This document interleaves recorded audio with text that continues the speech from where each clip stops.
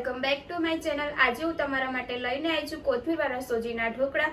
આ ઢોકળા તમે વગર તેલમાં પણ બનાવી શકો છો, તેથી વિડિયોને લાસ્ટ સુધી જોજો અને ચેનલને સબસ્ક્રાઇબ કરવાનું ના ભૂલતા। ચાલો આપણે વિડિયો શરૂ કરીએ। સૌપ્રથમ હું તમને જણાવી દઉં છું સોજી કોથમીરના ઢોકળા બનાવવા માટે શું સામગ્રી જોઈએ છે।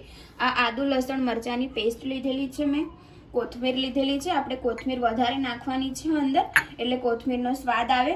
તલ લીધેલા છે, આ મેં ચટણી બનાવી લીધેલી છે। આની અંદર લસણ આદુ અને લાલ મરચું નાખેલું છે અને થોડું પાણી નાખેલું છે અને મિક્સ કરી દીધેલું છે।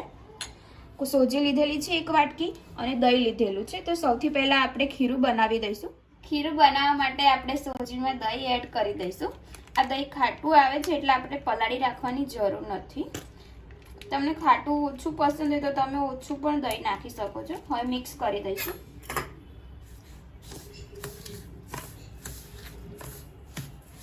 થોડું પાણી એડ કરી દઈશું એટલે સરસ રીતે મિક્સ થઈ જાય।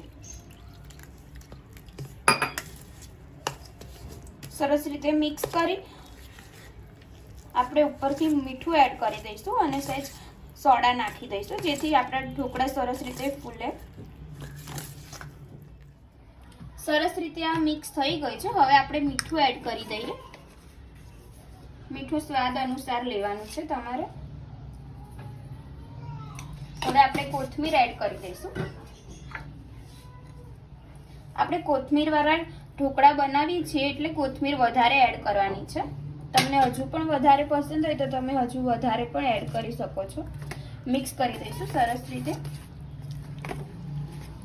હવે આને 10 મિનિટ માટે મૂકી દઈશું ઢાંકીને, એટલે સરસ રીતે સેટ થઈ જાય। હવે આપણે ચપટી સોડા એડ કરી દઈશું। એની ઉપર સે લીંબુનો રસ એડ કરી દઈએ 2-3 ટીપા। હવે મિક્સ કરી દઈશું। એક સાઈડ આપણે મિક્સ કરતું રહેવાનું છે સરસ રીતે, એટલે આંચકો પણ આવી જાય અને આમ ખીરું પણ સરસ રીતે થઈ જાય। કોથમીરને એડ થઈ ગઈ છે। હવે આપણે આદુ લસણની પેસ્ટ નાખી દઈએ। આની અંદર મેં 1 મરચું સમારેલું નાખેલું છે। મિક્સ કરી દઈશું।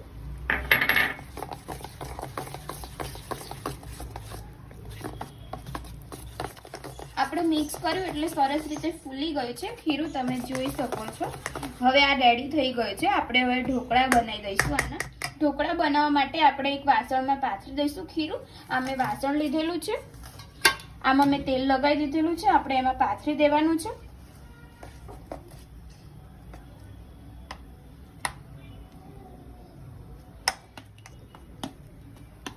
સરસ રીતે આપણે આને સેટ કરી દઈશું અંદર।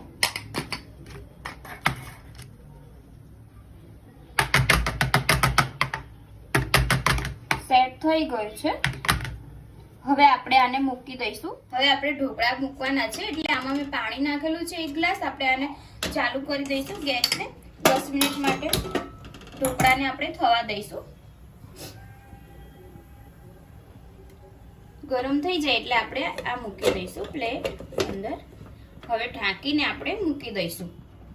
આ મૂકી દીધું છે મેં। આને 10 મિનિટ માટે આપણે ઢાંકીને બફવા દઈશું વરાળથી। તમારે ચેક કરતું રહેવાનું છે 5 મિનિટ પછી। આમ તો જલ્દી પણ થઈ જશે, તમે ચેક કરી લેજો એકવાર। ઢોકળા 5 થી 10 મિનિટ વરાળમાં બફાય ત્યાં સુધી આપણે ચટણી બનાવી લઈશું। આ મેં લસણને ખાંડી લીધેલું છે અને એની અંદર મરચું નાખેલું છે લાલ। હવે આપણે થોડું પાણી એડ કરી દઈશું।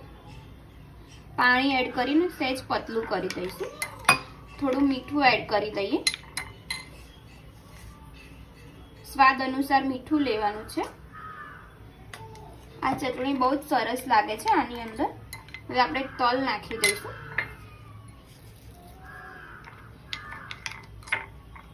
આને તમે તેલમાં પણ સતળાવા દો તો પણ સારી લાગે છે અને એમનેમ પણ સારી લાગે છે। મેં એમનેમ જ લીધેલી છે। જો તમને આવી ના ભાવતી હોય તો તમે સહેજ તેલ નાખીને ગરમ પણ કરી શકો છો। ચમચી આપણે આમચૂર પાવડર એડ કરીશું, જેથી ખાટું લાગે સરસ। થોડી ખાંડ એડ કરી દઈશું। ચપટી ખાંડ એડ કરવાની છે। મિક્સ કરી દઈશું સરસ રીતે। આ ચટણીનો ટેસ્ટ બહુ જ સરસ લાગે છે, તમે ઘરે જરૂરથી બનાવજો। આ ચટણી આપણી રેડી થઈ ગઈ છે। તમે પતલી કરી હોય તો સહેજ પાણી નાખીને વધારે પણ પતલી કરી શકો છો। સરસ રીતે આપણે ઢોકળા થઈ ગયા છે। મેં ચેક કરી લીધેલું છે અને ગેસ બંધ કરી દીધેલો છે, એટલે ઠંડુ થઈ ગયું છે। આ આપણે ઉતારી લઈશું। હવે આપણે આને કટ કરી લઈએ। સરસ રીતે થઈ ગયા છે। આપણે આને વઘારવાના નથી, તમારે વઘારવા હોય તો પણ વઘારી શકો છો। આપણે તેલ વગરના જ રાખવાના છે। સરસ નાસ્તામાં ને આમાં હેલ્ધી પણ રહેશે ખાવામાં પણ। તમે જોઈ શકો છો એકદમ પોચા અને સરસ થયા છે। ખાવામાં પણ બહુ જ સરસ લાગશે। કોથમીર નાખી છે એટલે આપણે આને ચટણી સાથે સર્વ કરીશું। ગરમા ગરમ ઢોકળા આપણા તૈયાર થઈ ગયા છે કોથમીર વાળા।